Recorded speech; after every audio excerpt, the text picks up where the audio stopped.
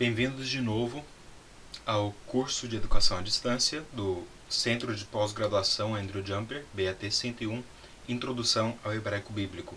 Esta é a quarta aula da unidade 5 e estudaremos o adjetivo hebraico. Já vimos que no português o adjetivo sempre concorda em gênero e número com o substantivo que modifica. Vimos o exemplo de o homem bom. O substantivo que é modificado aqui é a palavra homem e o adjetivo é a palavra bom. Vimos também o exemplo da menina cuidadosa. Menina é o substantivo modificado, cuidadosa é o adjetivo que concorda em gênero e número.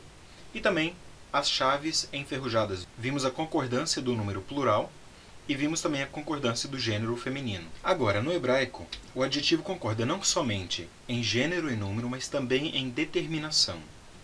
Eu coloquei aqui quando nós utilizamos este adjetivo atributivamente.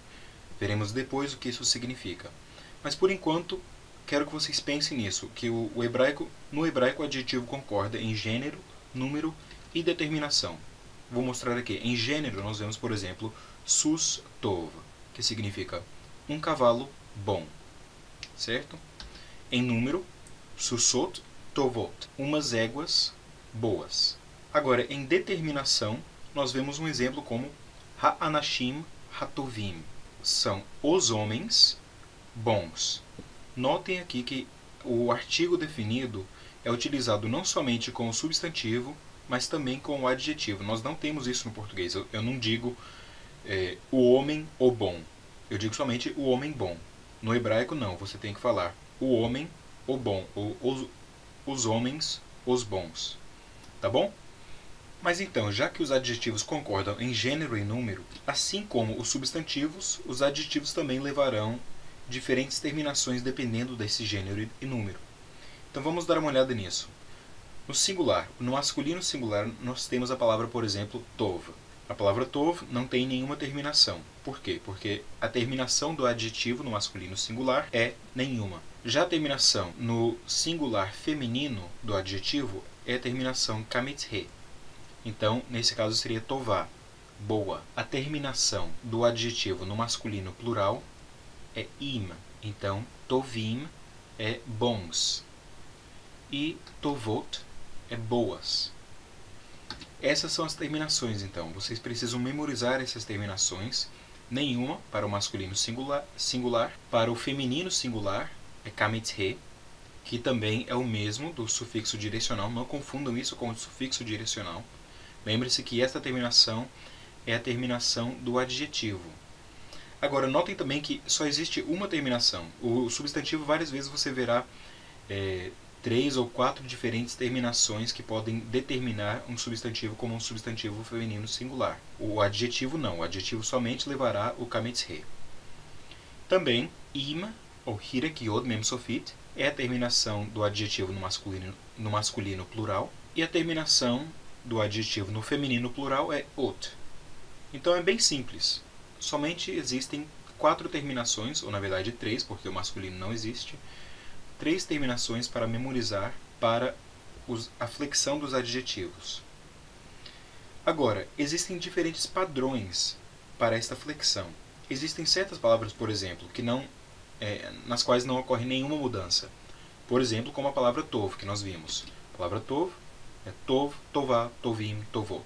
Fácil, né? Mas a maioria dos adjetivos apresentará a redução propretônica, como, por exemplo, a palavra gadol. Olha só o exemplo da palavra gadol. A palavra gadol, no masculino singular, de novo, nós não vemos nenhum sufixo. Já no feminino singular, o sufixo é kamithe.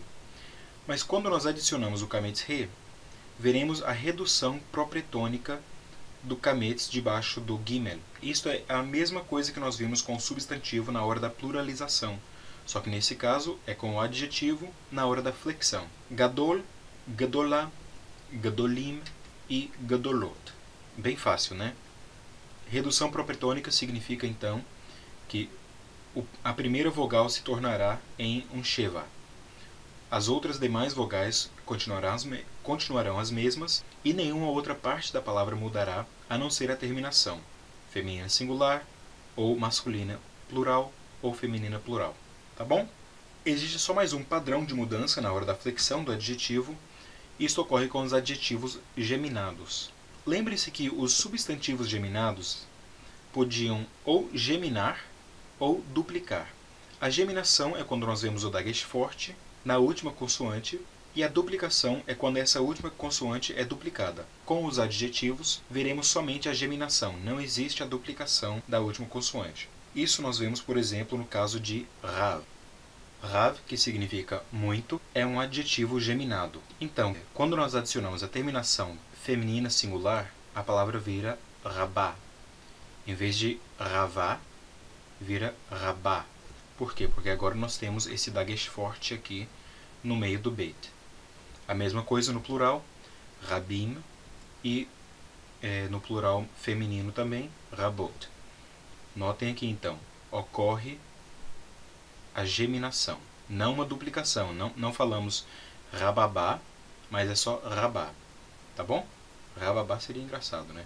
Outro caso é o caso da palavra ra, que nós vimos significa mal, o adjetivo mal, com a letra U. Quando nós adicionamos o final feminino, como este ayin aqui é uma letra gutural, em vez de vermos aqui um daguesh forte, temos a extensão compensatória. Então não se confundam com isso. Agora é fácil também confundir ra'a com o substantivo ra'a, que é escrito da mesma maneira, que significa mal, com L. Mas este aqui é o adjetivo flexionado no feminino singular. Nós vemos a mesma coisa no masculino plural, ra'im, e no feminino plural, ra'ot. Notem de novo, existe a extensão compensatória por causa da falta de um daguesh na gutural, na letra gutural. Mas por então é só isso. Esses são os padrões de flexão do adjetivo. Estas são as terminações, kamethe, hirak yod mem e holem vav tav, para as diferentes flexões do adjetivo, seja no masculino singular ou plural, ou no feminino singular ou plural. Por enquanto é só isso. Na próxima aula nós veremos os diferentes usos do adjetivo no hebraico. Tá bom? Shalom!